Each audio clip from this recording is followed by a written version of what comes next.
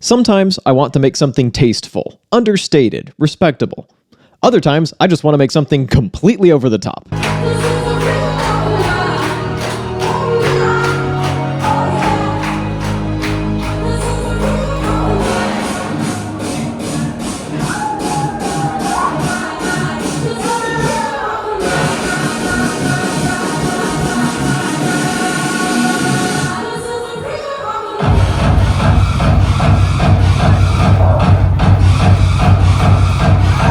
That's right, we're returning once again to the dual Novation circuit setup, emphasis on the circuit rhythm, to make some over-the-top techno-inspired bangers. These are really fun to play live and hopefully are equally fun for the audience. So let's get into it, starting off with me just playing through a snippet of music and then walking you through it.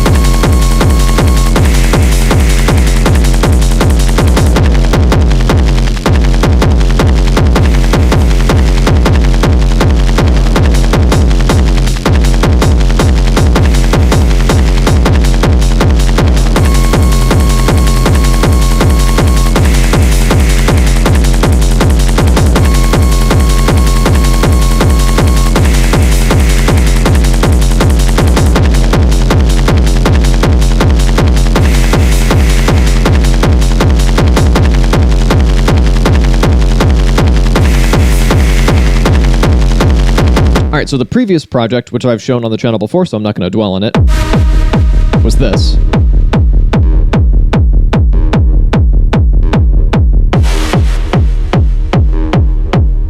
So I've got, in this case, the same kick and the same little stab element. So we've got some continuity. And then I've added the synth pad, just playing one singular chord. And I have not very long to filter this up because I don't want this to come in abruptly. I want to bring it in and make you go, oh, hey, there's the synth pad coming in. In case of me forgetting to do that, I've got a failsafe. The next scene contains the full chord progression. And I have step automated the filter frequency to open up to kind of a sweet spot. And that's the second reason that I've automated that is I like it parked right about there. And you can hear I've brought in a second element. So the tracks is already in play for this kind of segment of music. So, by the way, I'm slowing down these patterns by half so that I can have chords ring out and just cram as much as possible into one pattern. So this is a 32-step pattern, but then those steps are slowed down.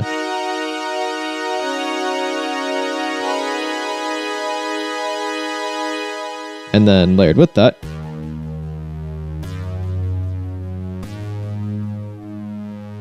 together.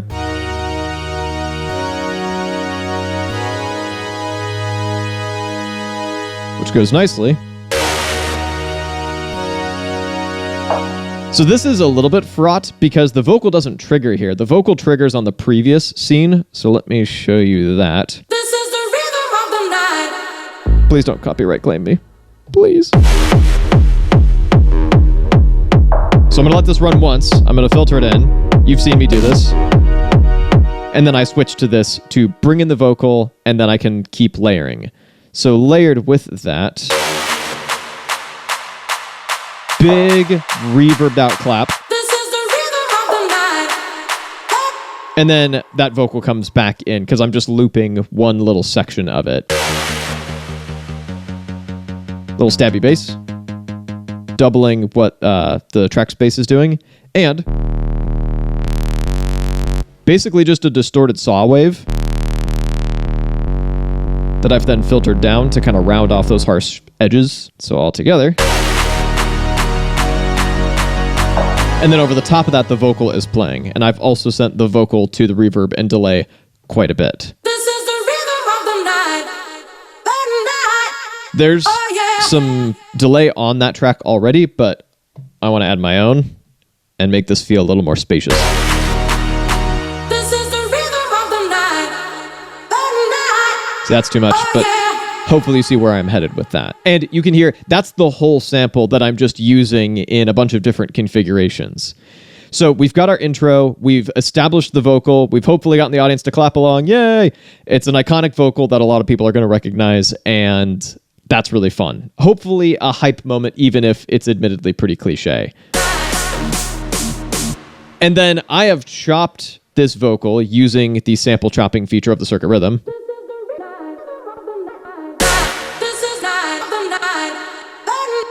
And most of these are more or less randomly set. There's just a few I'm using.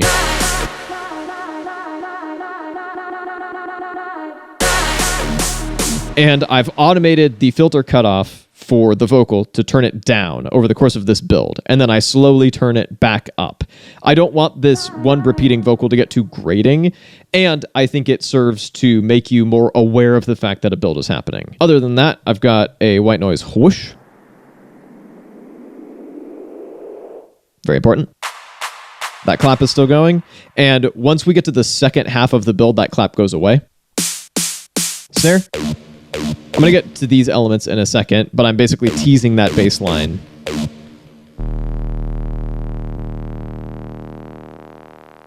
And I'm using the high pass filter on this bass to just have it slowly fade out. Get it out of here and don't make it super obvious that that's what I'm doing. Right now, the tracks is just kind of sitting here doing nothing, being sad. And that will continue for a bit. So I've basically gotten this big buildup. By the time we're at the end of the buildup, the white noise whoosh is at its full maximum extent. We've filtered this up a bit. I've established my acid bass line, and I've basically gotten rid of every element from the previous song, so we're ready to drop into something completely new. And it's hopefully just a like, oh, damn moment, which is fun. So we got a kick. Very rumbly kick sample in and of itself. Distorted a bit. Really push that into the forefront. This sample is a different kick. So let me get rid of the processing.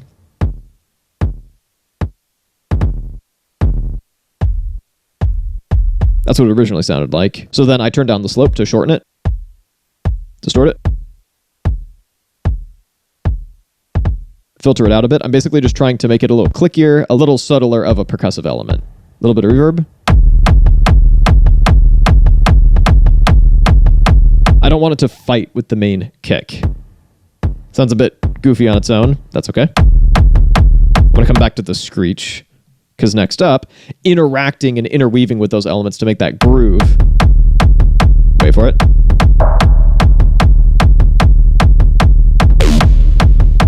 So I've basically set up this pattern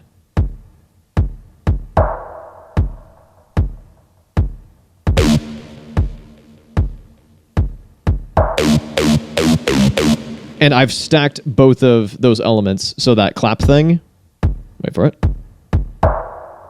and the acid bass onto this one track. And that's sent to the reverb and delay quite a bit, which helps make everything sound a lot more coherent. I've done this a lot this video so far. At the beginning of all this, we also have this big stab sound,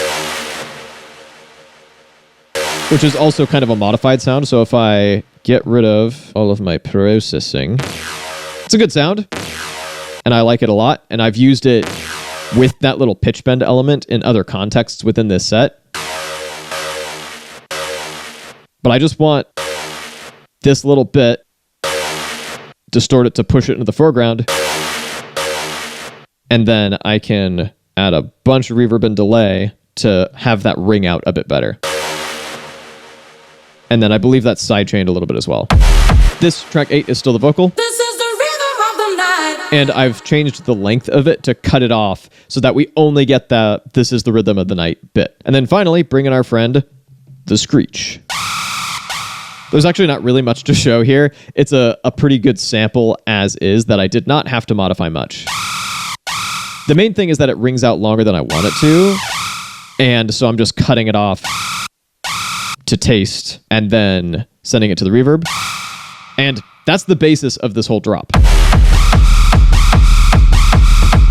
Basically, a driving force from that kick and other kick, some percussion to reinforce that groove, a turnaround at the end of 8 bars, and something with a lot of high end that provides a lot of energy. We can build on that.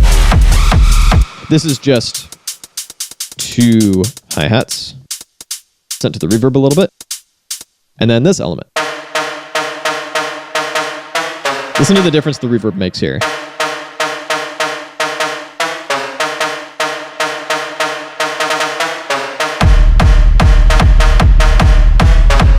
And then I can switch between the screech and this element, but they also layer together pretty well. Give you a break from the monotony of this just screaming in your face constantly. Then on the tracks, ride cymbal, sent to the reverb a bit, a clap, and I have this hitting just a singular micro step early. I've talked about this before, but there's a little bit of latency on the audio path from an external device being piped into a circuit. There's just a slight delay between what plays on the tracks and what is heard through the rhythm. And so for claps, especially if I'm doing them on the drum tracks, on the circuit tracks, I'll often shift them very so slightly early. Because I'd much rather it hit slightly early than slightly late. Then I've also got a little off hat. So right now the tracks is just basically acting as more circuit rhythm tracks with that monstrous distorted clap. And finally for this drop on the turnaround for the kick, let me mute all this stuff, I switch kicks. And then we have that little break. And now that I've kind of put this kick in your ear, I can have that now go full force in this next project. So a lot of this stuff is exactly the same. So the same kick.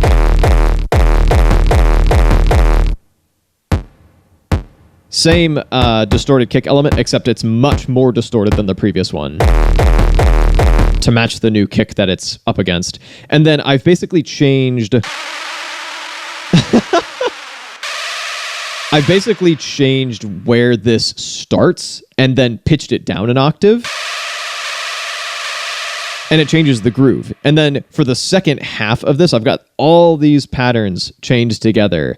In a lot of cases, all 8 patterns chained together. It goes back up an octave, but because the start point has been moved, it sounds a little different. And I think that really works. A subtle difference to keep your ear awake. Also in the second half, this element kicks back in. But now I've let it have a much harsher attack.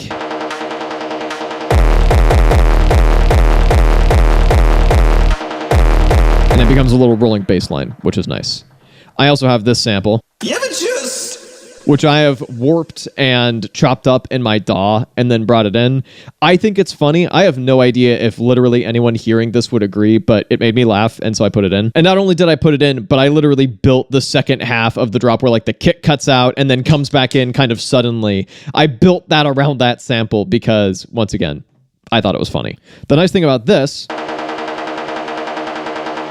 is that I can carry it through to the next project,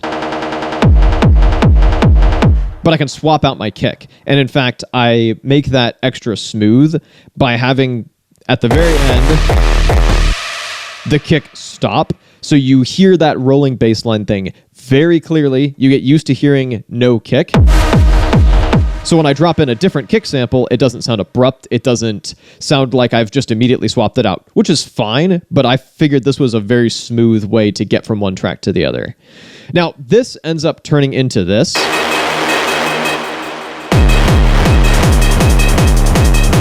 But I've already showed that on the channel, so I elected to jump straight to this.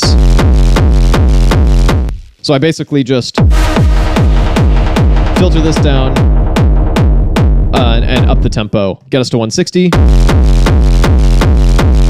get us to this point. So this has some stuff that I've kind of custom built in my DAW beforehand and then wrestled with a bit to get to work.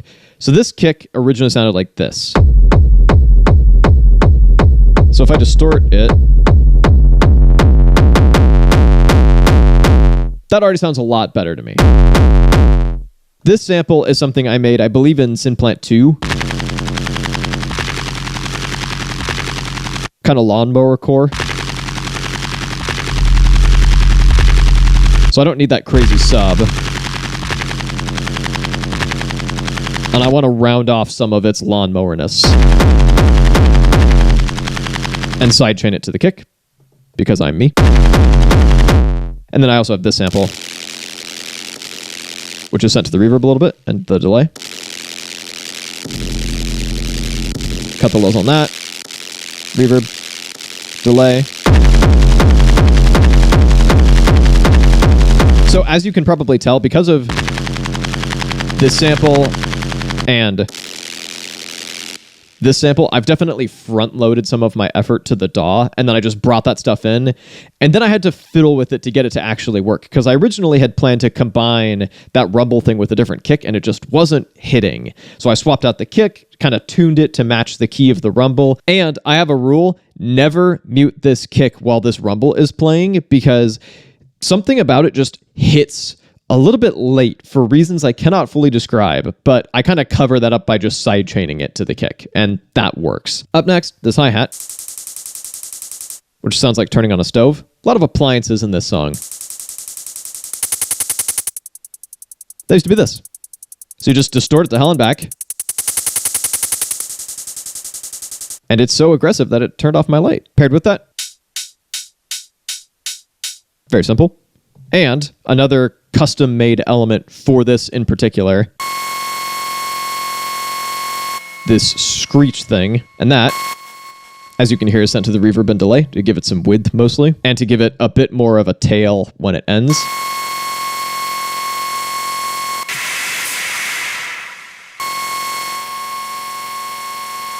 That's a bit too smooth, undistorted, I think. And so that's one of the reasons I've distorted this track a lot. Same thing. I think this is a sample that I found. But it sounds way cooler if you distort it and reverb and delayify it. You end up with this groove with the kick that I really like. And once I've let this go for a while, give you a quick little break.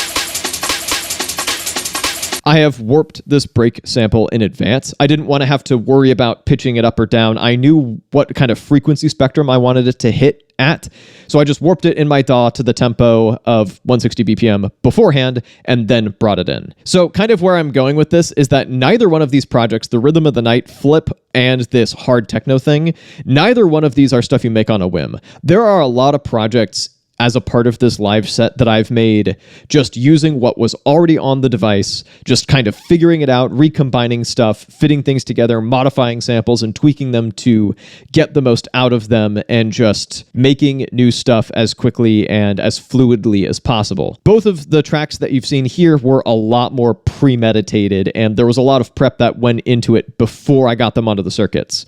If I was making those tracks for like a proper release, I probably just would have kept it all either in the DAW or maybe in a slightly more powerful set of devices. But because the intent was to play them live, it's like, hey, I want to drop some iconic samples. I want to have some really pounding, hard industrial type stuff going. I had to think ahead quite a bit and then get these devices to do my bidding after the fact. If you'd like to see the rowdiness cranked up another notch, I've got you covered with some drum and bass stuff up over here. And if you'd like some techno that's a bit more understated, you can check this out down over here. Thank you so much for watching, and I'll be back with a new video in a little bit.